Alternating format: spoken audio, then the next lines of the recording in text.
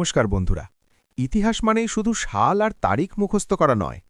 ইতিহাস হল টাইম মেশিনে চড়ে হাজার হাজার বছর আগের এক অজানা দুনিয়ায় হারিয়ে যাওয়া। আজ আমরা এমন এক সভ্যতার গল্প জানব যা সাউথ এশিয়ার প্রথম আরবান সিভিলাইজেশন বা নগর সভ্যতা। আমরা কথা বলছি হারাপ্পান সিভিলাইজেশনের বিষয়, যা ব্রোঞ্জ এজ বা ব্রোঞ্জ যুগের অন্তর্গত এবং ভারতের প্রোটো হিস্ট্রির এক অবিচ্ছেদ্য অংশ। আপনারা কি জানেন, সমসাময়িক মেসোপটেমিয়া এবং ইজিপ্টের সভ্যতার চেয়ে এই সভ্যতাটি আয়তনে সবচেয়ে বড় ছিল। এটি প্রায় ৮ লাখ স্কয়ার কিলোমিটার এলাকা জুড়ে বিস্তৃত ছিল।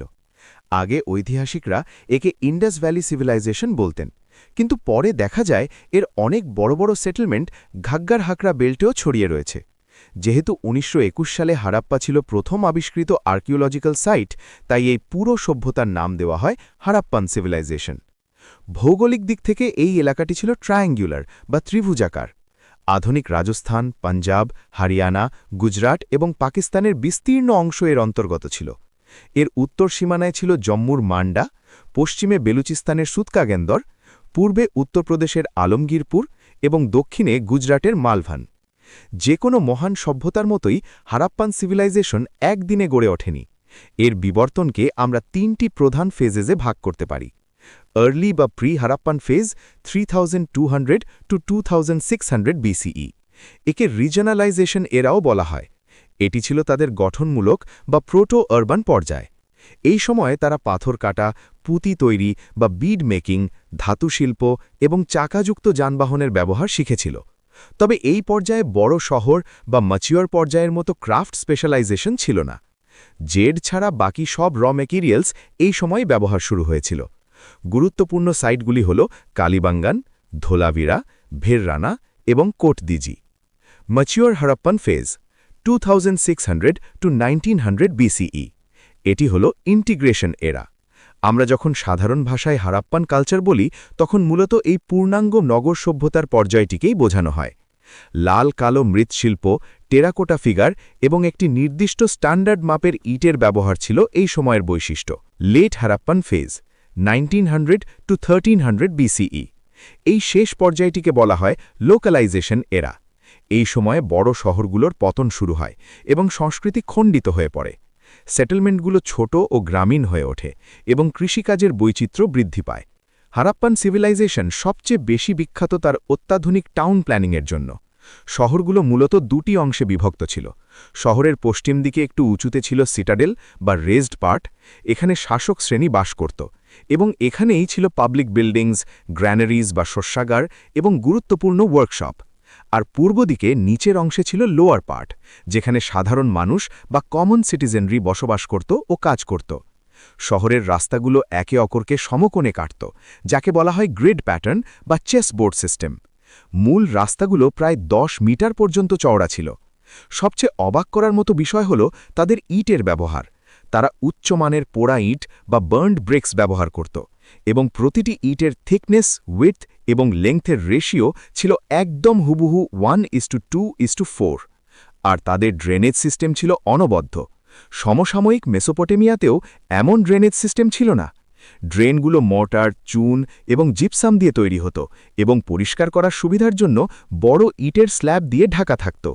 এই সমাজটি মূলত ছিল মধ্যবিত্ত বা মিডল ক্লাসেসদের নিয়ে তৈরি একটি আরবান সোসাইটি। বাড়ির গঠন দেখে বোঝা যায় সমাজে 3টি শ্রেণী ছিল: শাসিত শ্রেণী, ধনী ব্যবসায়ী এবং দরিদ্র শ্রমিক, যারা লোয়ার সিটিতে থাকত। শিল্পের দিক থেকে তারা পটার্স হুইল বা কুমোরের চাকায় ব্যবহারে পারদর্শী ছিল। বিশেষ করে লাল কালো মৃৎশিল্প খুব জনপ্রিয় ছিল, যেখানে লাল পাত্রের ওপর কালো রং দিয়ে গাছ এবং বৃত্তের ডিজাইন করা হতো। তারা প্রচুর টেরাকোটা বা পোড়ামাটির জিনিস তৈরি করত, যেমন পশুর মূর্তি, গরুর গাড়ি এবং চুড়ি। মজার বিষয় হল, পুরুষদের তুলনায় মহিলাদের টেরাকোটা মূর্তি বেশি পাওয়া গেছে। তারা কটন এবং উলের তৈরি পোশাক পরত। তাদের খাদ্যাভ্যাস মূলত নন ভেজিটেরিয়ান ছিল, যার মধ্যে মাছ, দুধ এবং দই ছিল সাধারণ খাবার। সিন্ধু ও পাঞ্জাব অঞ্চলে প্রচুর হুইট এবং বার্লি খাওয়া হতো, আর রংপুর ও সুরকোট্ডা অঞ্চলে রাইস এবং মিলেটস খাওয়ার প্রমাণ মিলেছে। আর তাদের ভাষা, তাদের স্ক্রিপ্ট বা লিপি ছিল পিক্টোগ্রাফিক এবং লোগো সিলেবিক, অর্থাৎ প্রতিটি চিহ্ন একটি শব্দ বা সিলেবেল বোঝাত।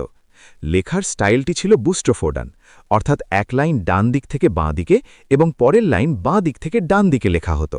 তবে দুঃখের বিষয়, এই লিপি আজও পাঠোদ্ধার করা সম্ভব হয়নি। ব্যবসা বাণিজ্যে এরা ছিল অত্যন্ত উন্নত। সমসাময়িক মেসোপটেমিয়ান এবং পার্সিয়ান সভ্যতার সাথে তাদের দারুণ বাণিজ্য সম্পর্ক ছিল। যেহেতু কোনো মাত্রিক মুদ্রার প্রচলন ছিল না, তাই পুরো ব্যবসায়ী চলত বার্টার সিস্টেম বা বিনিময় প্রথায়। ওজন মাপার জন্য তারা এক অদ্ভুত সিস্টেম ব্যবহার করত। ছোট ওজনের ক্ষেত্রে বাইনারি সিস্টেম 1, 2, 8, 16, 64 এবং বড় ওজনের ক্ষেত্রে ডেসিমেল সিস্টেম 160-এর গুণিতক ব্যবহার করা হতো। মেসোপটেমিয়ানরা সিন্ধু অঞ্চলকে মেলুহা নামে ডাকত। ব্যবসার জন্য তারা স্টিয়েটাইট স্টোন দিয়ে তৈরি বর্গাকার বা আয়তাকার হারাপ্পান সিল ব্যবহার করত। চানহুদারো এবং লোথালের পুঁতি কারখানার জিনিসপত্র বিদেশে রপ্তানি হতো এবং আফগানিস্তানের শর্টুঘাইতে তাদের একটি ট্রেডিং পোস্টও ছিল। তারা বিভিন্ন দেশ থেকে কাঁচামাল আমদানি করত, যেমন গোল্ড, টিন, ল্যাপিস ল্যাজুলি আসত আফগানিস্তান থেকে, কপার আসত রাজস্থানের ক্ষেত্রী এবং বালুচিস্তান থেকে, স্টিয়েটাইট আসত ইরানের তাপি চাহিয়া থেকে, এমনকি সাউথ ইন্ডিয়ার কোলার থেকে সোনা এবং লেড বা সীসা আনা হতো। ধাতুর ব্যবহারে তারা কপার, ব্রোঞ্জ, সিলভার এবং গোল্ডের ব্যবহার জানত, কিন্তু আয়রন বা লোহার ব্যবহার তাদের জানা ছিল না। মজার ব্যাপার হল, ব্রোঞ্জ যুগের সভ্যতা হওয়া সত্ত্বেও তারা ব্রোঞ্জের থেকে বিশুদ্ধ তামা বা পিওর কপার এবং পাথরের যন্ত্রপাতির ব্যবহার বেশি করত। ধর্মের দিক থেকে হারাপ্পান সিভিলাইজেশনকে একটি সেকুলার বা ধর্মনিরপেক্ষ সমাজ বলা যায়, কারণ সেখানে মন্দির বা টেম্পল জাতীয় কোনো কাঠামোর অস্তিত্ব পাওয়া যায়নি। তবে মোহেঞ্জোদারোর বিখ্যাত গ্রেট বাথ উচ্চবিত্তদের আচার অনুষ্ঠান বা রিচুয়াল বাথিংয়ের জন্য একটি পবিত্র স্থান ছিল। তারা মূর্তি পূজা করত এবং মাতৃদেবী বা মাদার গডেসের আরাধনা বেশ জনপ্রিয় ছিল। উচ্চবিত্তদের মধ্যে পশুপতি মহাদেব বা প্রোটো শিবার আরাধনা প্রচলিত ছিল। সিলমোহরে তাকে যোগীর ভঙ্গিতে বসে থাকতে দেখা যায় এবং তার চারপাশে হাতি, বাঘ, গন্ডার, মহিষ এবং হরিণ রয়েছে। উর্বরতার প্রতীক হিসাবে লিঙ্গাম এবং যোনির উপাসনা করা হতো। এছাড়া তারা প্রকৃতির পূজা করত, যেমন পিপাল গাছ, কুজোবালা ষাঁড়, পাখি এবং কাল্পনিক একশৃঙ্গ বা ইউনিকর্ন। কালিবাঙ্গান এবং লোথালে অগ্নিকুণ্ড বা ফায়ার অল্টার্স পাওয়া গেছে। মৃতদেহগুলো সাধারণত নর্থ সাউথ বা উত্তর দক্ষিণ দিকে করে কবর দেওয়া হতো এবং সাথে খাবার, পাত্র বা জয়না দেওয়া হতো। কৃষিক্ষেত্রে হারাপ্পানরাই পৃথিবীর প্রথম সভ্যতা যারা তুলো বা কটন উৎপাদন করেছিল। গ্রিকরা যাকে সিন্ডান বলত। উদ্বৃত্ত শস্য জমা রাখার জন্য বড় বড় গ্র্যানারিজ বা শস্যাগার ছিল। তারা গম, বার্লি, মটর, তরমুজ, তিল, খেজুর, বাজরা, আঙুর, হেনা, রসুন, সর্ষে এবং ধান চাষ করত।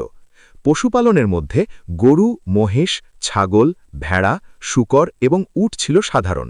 তবে এই সভ্যতা অশ্বকেন্দ্রিক বা হর্স সেন্টার্ড ছিল না। এবার চলুন এক নজরে দেখে নিই এই সভ্যতার কিছু বিখ্যাত শহর এবং সেখানকার গুরুত্বপূর্ণ আবিষ্কারগুলো। হারাপ্পা, পাঞ্জাব, পাকিস্তান। 1921 সালে দয়ারাম সাহিনী এটি আবিষ্কার করেন।